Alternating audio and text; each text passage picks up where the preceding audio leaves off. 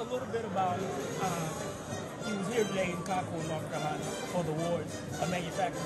What can we do as youth providers to better prepare our youth going forward? We have to reintroduce our young people to manufacturing.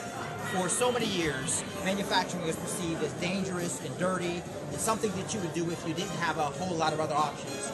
And when the manufacturing economy in this country began to decline, parents started encouraging their children away from it. So now that we've seen the resurgence of U.S. manufacturing, we've got a generation of young people and their parents who think, again, this is manufacturing that was dark and dirty and dangerous and something that you shouldn't aspire to. And when you walk into any U.S. advanced manufacturer now, you see computer screens, you see technology, you see robots, you see CNC machines, you see clean manufacturing floors that would just astound you. As a matter of fact, I had a CEO of a company who said when they recruit, they go on college campuses and they bring the potential students in high schools into their control room, and it looks like the Xboxes and the PlayStations that the kids are playing with, because that's what manufacturing is about. So it really is re-educating our young people, but you have to start with the parents and the teachers, that it is not something to only do if you don't have any options, but manufacturing is something to aspire to. And while you don't necessarily need a 4-year degree, you do need skills beyond a high school diploma. Not everyone's going to go to college. Some people are going to go, and we're going to need people with PhDs and MBAs and law degrees.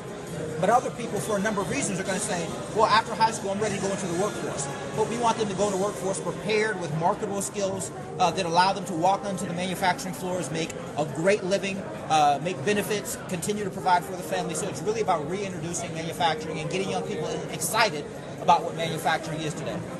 And what can we do to introduce the manufacturer to the youth that needs these positions? That's a great question. A couple of things. One is getting the manufacturers to come into the schools and on career day and talk about what they do. Talk about the things that fascinate kids. But more important than that is to the extent that you can get the kids out of the classroom into some of the manufacturing shops. And I know you have to be careful about the how you bring them in and do it in an appropriate way. But to get students, my son is 4 years old, and he has videos that I've gotten from auto manufacturing, truck manufacturing plants, and he's just fascinated by the robotics and all the things that are going on that are very similar to what he sees on our iPad or our iPhone. So it's really about getting the folks on the floor to talk about manufacturing, how excited it is. They're excited about what they do, and then again, getting the kids out of the classroom and reintroducing them to manufacturing, and also relating it to the devices they use today.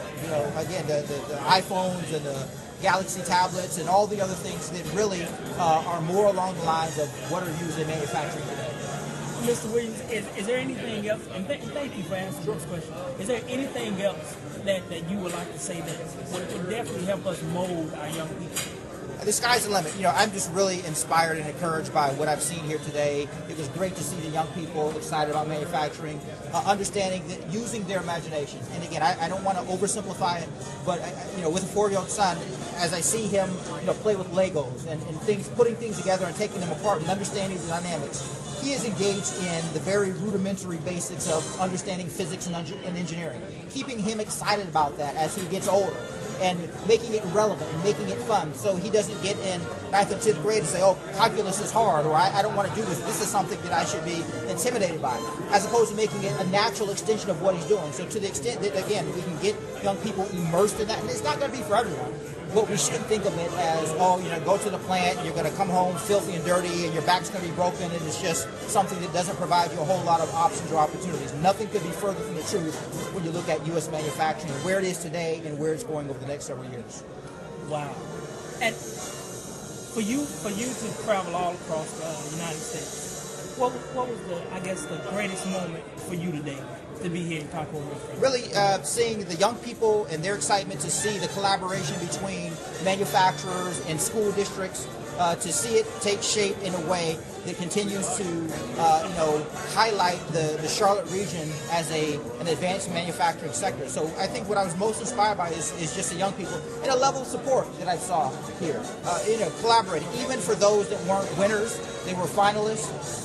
And you look at the pictures and you see the diversity, young and old, diversity of backgrounds and experiences. That's what most excited me and most impressed me about today.